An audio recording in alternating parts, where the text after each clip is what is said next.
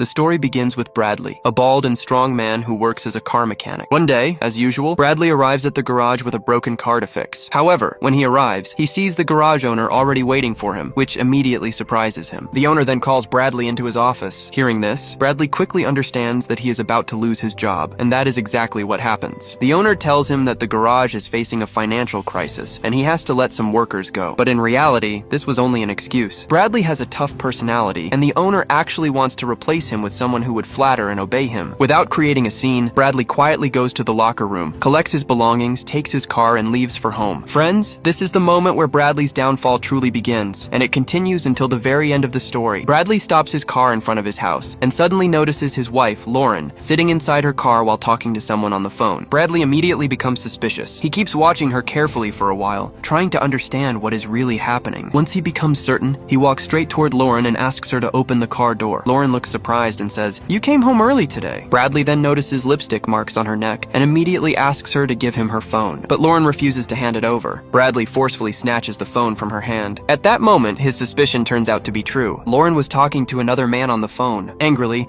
Bradley tells Lauren to go inside the house. Lauren tries to speak and says, "Just listen to me." But Bradley interrupts her and firmly says, "I told you to go inside." Lauren quietly goes inside the house. A short while ago, Bradley had already lost his job, and now discovering his wife's affair makes him even more frustrated. Overwhelmed with anger, he starts taking out his frustration on Lauren's car. He begins smashing and hitting the car in rage. He becomes so furious that he does not even realize when his hands get badly injured. After some time, Bradley finally calms himself down. He then goes inside the house and asks Lauren how long she has been seeing the other man. Lauren finally decides to tell him the truth. She reveals that she has been involved with another man for the past 3 months. She also explains that a few days ago she had an abortion, which left her emotionally broken and depressed. During that time, Bradley was always busy with work and rarely spent time at home. Because of this, Lauren felt extremely lonely and emotionally empty. In her weakness, she turned to another man to fill that emotional gap. After hearing everything, Bradley realizes that he should have given more time and attention to his wife. He apologizes to Lauren and promises that from today they will try to start a new life together. Lauren agrees to give their relationship another chance. After that, Bradley tells Lauren that he has been fired from his job. He also reveals that he is planning to start working for a man named Gil, who is known as a drug lord. As soon as Lauren hears Gil's name, she immediately refuses. She says firmly that she does not want Bradley to work for him. Lauren reminds him, saying, "You once promised that you would never work with him." Bradley replies, "Yes, I did say that, but under these circumstances, we cannot live a peaceful life." He continues, "Running a family requires money, and right now I have no other option." He also tells Lauren that he will handle this work very carefully. After this, the story jumps forward by 18 months. During this time, Bradley's job is to locate a drug courier living in an apartment who secretly delivers packages to different drug dealers. After meeting the dealer, Bradley hands over the supplies. Once the job is finished, he returns home. By now, Bradley's life has completely changed because he is earning a lot of money from this illegal work. He now lives in a big house and owns 2 or 3 luxury cars. In addition, Lauren is expecting a baby in a few days, which brings even more happiness to their lives. But as people say, actions done the wrong way eventually bring trouble. One day, Bradley brings Lauren into the bedroom. Just as they finally get a moment to talk peacefully, Bradley receives a phone call from Gil. Gil invites him to visit his house, which is located abroad. Bradley immediately takes his car and leaves to meet Gil. Lauren's facial expression clearly shows that she is not happy with the kind of work Bradley is doing.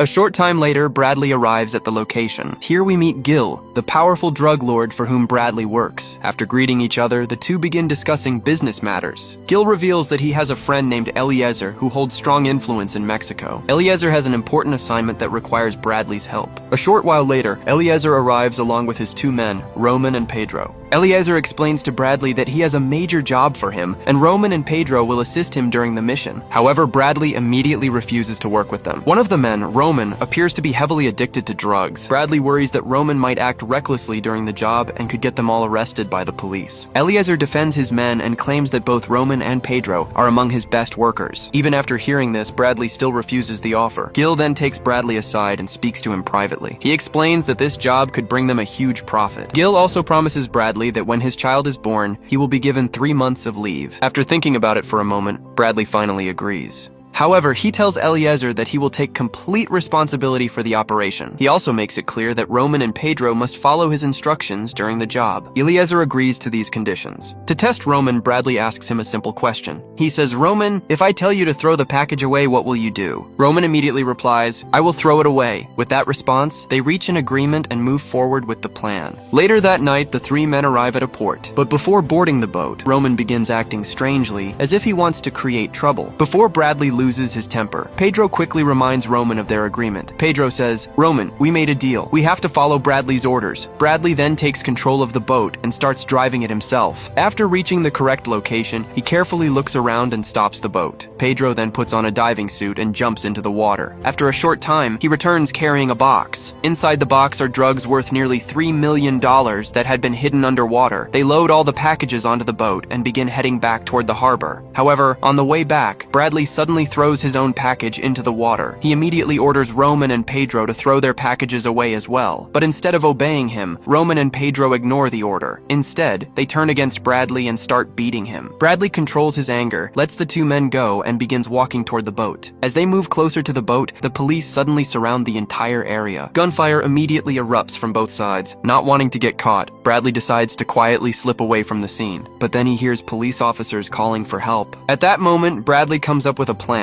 He decides to pretend that he is just an ordinary man who is helping the police so they will not suspect him. Bradley then moves behind Pedro and secretly shoots him. After that, he turns and shoots Roman as well. Unfortunately, despite his plan, the police still arrest him.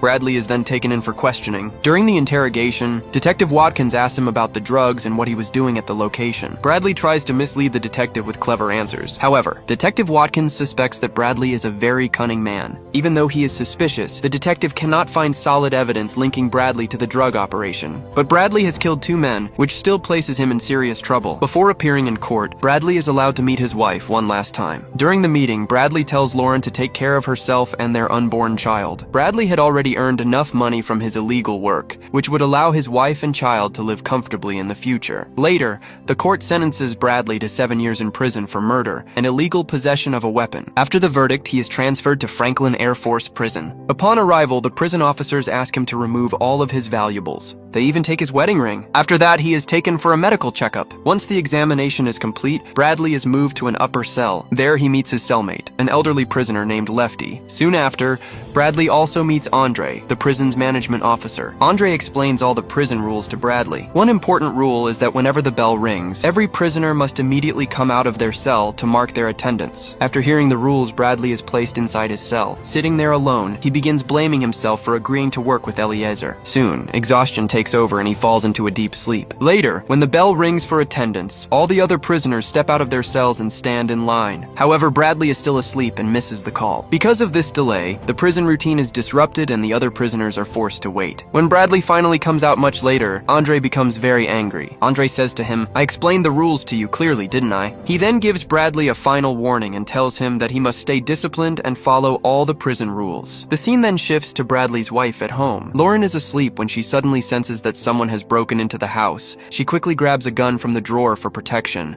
It soon becomes clear that the intruders have come to kidnap her. Before she can react properly, one of them hits her with a taser. Lauren immediately collapses to the floor and loses consciousness. The scene then returns to the prison. Lefty informs Bradley that someone has come to visit him. When Bradley arrives at the meeting area, he meets a female doctor named Denise. Denise tells him that she received a call from Dr. Placid, who is Lauren's doctor. She explains that Dr. Placid informed her about complications in Lauren's pregnancy. According to the message, Dr. Placid wants Bradley to meet him the next morning at 10 a.m. Bradley feels confused after hearing this. Lauren had never mentioned any doctor named Placid to him before. The next day, Bradley meets Dr. Placid. However, Bradley has never seen this man before. In reality, he is not Lauren's doctor at all. He is actually one of Eleazar's men who is pretending to be a doctor. He then explains the situation to Bradley. Because of a failed deal in the past, his boss Eleazar has lost $3 million.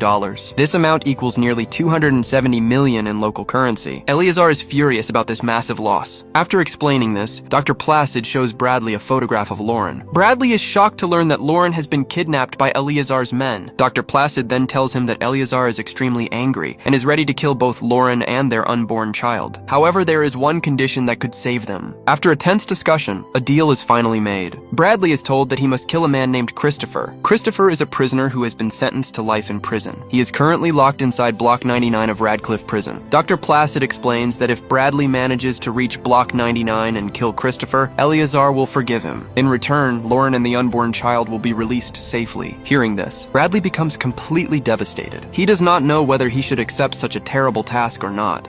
A short time later, Andre arrives to escort Bradley back to his cell. Suddenly, Bradley removes his shoes and attacks Andre. He begins beating him brutally. In reality, Bradley is doing this intentionally. His goal is to create trouble so that he can be transferred to Radcliffe Prison. Andre becomes furious and starts hitting Bradley with his baton. The fight becomes intense. During the struggle, Bradley strikes Andre so hard that he breaks one of Andre's arms. Hearing Andre's screams, other prison guards quickly arrive. They immediately handcuff Bradley and move him to a lower cell. However, Bradley still wants to reach Radcliffe Prison at any cost. So he starts another fight and begins attacking the 3 guards. Seeing how violent Bradley has become, one of the guards finally shocks him with a taser gun. Their plan works. Bradley is officially labeled a dangerous prisoner. Because of this, he is transferred to Radcliffe Prison. After arriving at Radcliffe, Bradley meets the cruel warden named Tags, along with 4 of his officers. Tags warns him and says, "You have made the biggest mistake by coming here." He explains that Radcliffe Prison is extremely strict and heavily guarded. He also tells Bradley that the conditions inside the prison are brutal and miserable. After this warning, Bradley is taken for a medical evaluation. Once the examination is finished, he is placed in Block 59 instead of Block 99. Bradley is shocked when he sees his new cell. He remembers Tag's warning about the terrible conditions. The cell is extremely filthy. The previous prisoner had left human waste inside the cell. The smell inside is unbearable. Even so, Bradley decides to tolerate everything for the sake of his family. He quietly removes his vest and covers his nose with it to block the smell. After that, he lies down and falls asleep. A short time later, a guard knocks on his cell door. Bradley is allowed to come out for 60 minutes of fresh air. Once outside, Bradley immediately starts searching for Christopher. At that moment, a prisoner named Derek approaches him. Bradley asks Derek, "Do you know someone named Christopher?" Derek bluntly replies, "There is no prisoner named Christopher in Radcliffe Prison." Hearing this answer shocks Bradley. Now confused, Bradley looks toward a group of prisoners who are exercising nearby. He begins thinking about approaching them to ask for information. Derek warns Bradley not to approach the group of prisoners and tells him that they are all dangerous psychopaths. However, Bradley ignores the warning and walks toward them anyway. As soon as he approaches, the prisoners become furious. Bradley deliberately provokes them into a fight. Soon, a violent brawl begins. Bradley starts attacking them aggressively. In reality, he is doing this on purpose. His goal is to be labeled an extremely dangerous prisoner so he can be transferred to Block 99. Only then will he be able to find Christopher and save his family. During the fight, a guard fires a gun into the air to stop the chaos. Hearing the gunshot, more guards rush to the scene, but Bradley creates even more trouble and starts attacking the guards as well. Eventually, Warden Tags arrives at the scene. He orders the guards to cover Bradley's face. With his face covered, Bradley is immediately transferred to Block 99, which is located deep underground. When Bradley arrives there, the guards first attach a remote-controlled electronic device to him that can shock him with electricity. After that, they throw him into his cell. Inside the cell, sharp shards of glass are scattered all over the floor. Moments later, Tags activates the device using a remote control and shocks Bradley with electricity. The scene then shifts back to Lauren, who is still being held captive. Her condition has become much worse. At this moment, Dr. Placid is seen taking photographs of her. A Korean abortion specialist is also present with him. This clearly suggests that they are planning to terminate Lauren's pregnancy.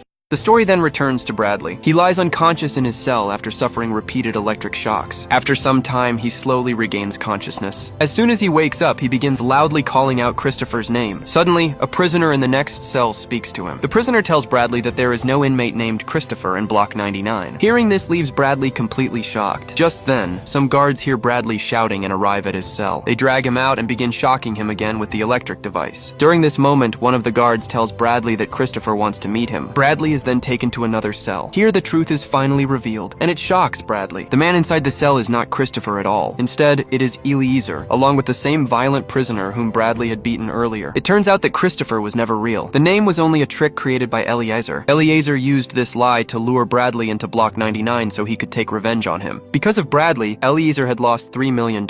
He was also captured after Bradley was arrested. On top of that, Bradley had killed Pedro, who was Eliezer's brother-in-law. For all these reasons, Eliezer now wants wants revenge. Eliezer has bribed the guards so they will cooperate with him. Bradley is then tortured again with powerful electric shocks. Eliezer shows him a photograph of Lauren that was sent by Dr. Placid. He tells Bradley that neither he nor his family will survive. After this, Bradley is brutally beaten and dragged back to his cell. Eliezer keeps the remote control for the electronic device that continues to shock Bradley repeatedly. Bradley becomes completely exhausted and hopeless. All of his attempts to save his family seem to have failed. Later, he begins talking with the prisoner in the next cell. During their conversation, Bradley comes up with a clever trick. He removes the sole from his shoe and places it against the sensor of the electric device. This blocks the signal and stops the electric shocks. A short time later, the guards return to check on him. They take him out into the corridor to see if he is still alive and able to move. When the guards tell him to return to his cell, Bradley pretends that he is still being shocked and says, "Let me get some fresh air." The guards refuse his request. They begin activating the device again, trying to shock him. However, they do not realize that the electronic shield has already stopped working. Bradley continues pretending to be in pain. Then, at the right moment, he suddenly attacks both guards. A violent struggle begins in the corridor. Bradley manages to kill one of the guards. The other guard becomes terrified and freezes in fear. Bradley quickly grabs the keys from him and locks him inside a nearby cell. After that, Bradley walks straight toward the cell where Eliezer is being held. On the way, he encounters several violent prisoners. These are the same psychotic inmates he had fought earlier. Bradley begins attacking them one by one. A brutal fight breaks out. He knocks one prisoner down and crushes his face under his feet. Another prisoner tries to fight back, but Bradley overpowers him and kills him during the struggle. The last prisoner also charges at him,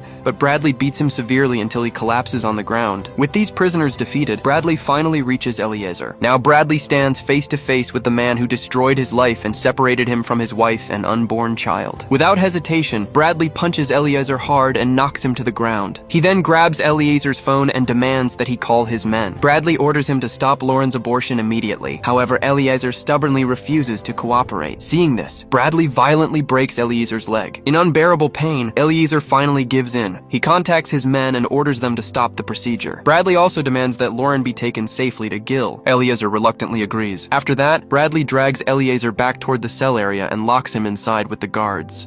Just as Bradley is about to close the cell door, Warden Taggs arrives with several officers. Taggs angrily asks Bradley about his missing guards. Bradley calmly replies that one of them is already dead. He also warns that the other guard will die too if the door is opened. In reality, Bradley is only buying time. He is waiting for confirmation that his wife is safe. Meanwhile, following Eliezer's order, Dr. Placid and the Korean doctor take Lauren to meet Gil. They leave her there safely. Dr. Placid even points a gun at Gil to make sure he does not attempt anything suspicious. However, as they begin walking away, Gil suddenly pulls out a sniper rifle. He shoots Dr. Placid in the head and kills him instantly. Lauren then takes the rifle from Gil. She uses it to shoot the Korean doctor who had come to perform the abortion. At the same time, Bradley finally receives a phone call from Gil. Gil informs him that Lauren is safe now. He also promises that he will take care of her from this point onward. Gil then hands the phone to Lauren. Bradley speaks to her briefly and says his final words for his unborn child. He says, "Grow up to be a good person, stay healthy, stay wise, and live a good life." Bradley knows deep inside that he will never see his child again. The thought fills him with deep sadness. Outside the cell, Taggs grows impatient and angrily asks Bradley if he has finished his emotional moment. Bradley calmly replies, "Just give me one more minute." After that, Bradley returns to Eliezer. Filled with rage,